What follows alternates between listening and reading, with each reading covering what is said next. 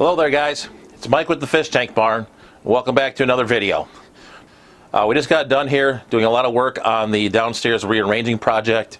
It's pretty much, the first phase now is pretty much complete. So we've got all the fish back in. There's a little bit more to do fish moving wise, but pretty much done. So I'm going to take you guys on a little tour. So let's go ahead and get started. Alright, so as you walk into the building here, there are still a few tanks that are out that need to get moved upstairs. So as you walk in here, this tank is unchanged, as is this section here. But if you look this way, it's a lot more open now. It's even more noticeable in person. Camera probably doesn't do it justice, but let's go ahead here and take a quick walkabout. So first thing you can notice here is we've got an additional couch in here. So this couch we've been storing all winter in the garage. The kids actually found this. They wanted it in the house, but it unfortunately doesn't fit in the house. So this is the view just as you step into the door.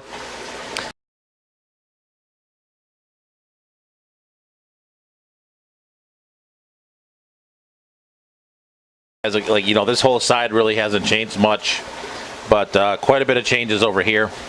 So let's walk through this first side here. So this is the rack that I've been working on. This is now complete. So this first tank here is a 75-gallon discus tank. It's running on its own separate sump. The rest of the tanks that we'll talk about here are either standalone or will be running on a central system.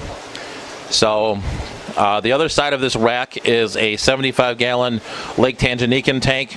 So this is basically the same Lake Tanganyika tank with the same fish that we had in the prior version of the fish room, just a new location. Going up to the top, these are the 15-gallon tanks. I purchased these from one of my local fish stores that was changing out their tanks. So we're going to do some fry grow out up here. And also maybe some smaller cichlids, maybe even some mbuna. Maybe not though, I think that's a little small, but maybe even some shell dwellers. And then if we turn to this side, this is the other rack that you haven't seen yet. Well, there's a 90-gallon on the bottom, and then as you go up here, there's 5. One of them isn't lit at the moment, but there's 5 20-gallon highs. So those are going to be for live bearer breeding. And then we obviously cleaned up a lot of the wiring in here. There was a picture posted yesterday on the Corvus Oskin channel showing a pretty big mess of wires over here. That's all been cleaned up now. So let me walk you through the sump here real quick. So this first sump here, this is for all of the cichlid tanks. So that does the 4 tanks on top here, the 90-gallon below here, the Lake Tanganyika tank, and then these 3 tanks right here. The swordtails that are in this tank are going to move, and there's going to be an mbuna species to be named later that will go in there. All that's in here, this is just a bucket with holes in it. There's bioballs in the bucket. There's some filter floss that goes into the top. That's just a basket. And then there's some more bioballs in here as well. And then there's just a J-bow pump that pumps it all the way up. All of these are the drains. And then that one pipe right there is the auto water change. And then looking over here, this is the discus sump. Very similar concept. There is plants in here. I do need to put a light back on this. So I'm growing gubby grass in here, much like you would in a saltwater setup. And then let's talk for a minute about this 90-gallon tank. Right now this tank is pretty empty. Right now there are some electric blue walleye in here.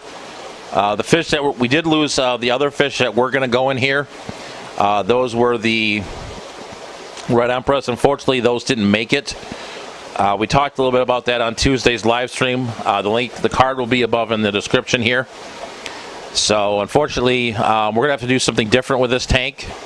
It's a tank that's upstairs with the Swedish Hongeye, the Autopharynx tetrastigma, and the all in a Cara Ethylene are all going to come down here, and this is basically going to be a mixed cichlid tank. All right, now let's kind of talk a little bit about some next steps and some of the other plans that we've got here. So basically, next steps now, we really need to decide some things with the 245-gallon tank.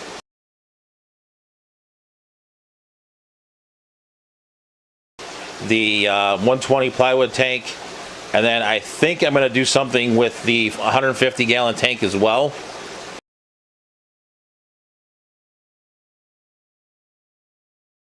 I don't know if I'm going to get rid of that tank. I really don't like the glass, or if I'm just going to buy 2 new pieces of glass and maybe fix it back up. Not sure yet, but there is going to be some changes with that tank. So that's kind of the next steps. I haven't really decided yet what the plan is. So there's a fridge I'd like to have moved in here. I haven't figured that out yet, but making progress.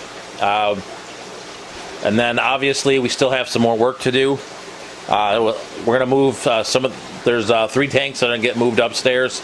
We're going to do a little bit of rearranging upstairs. There's a 55-gallon, there's a 50-gallon, and then there's a 40 breeder.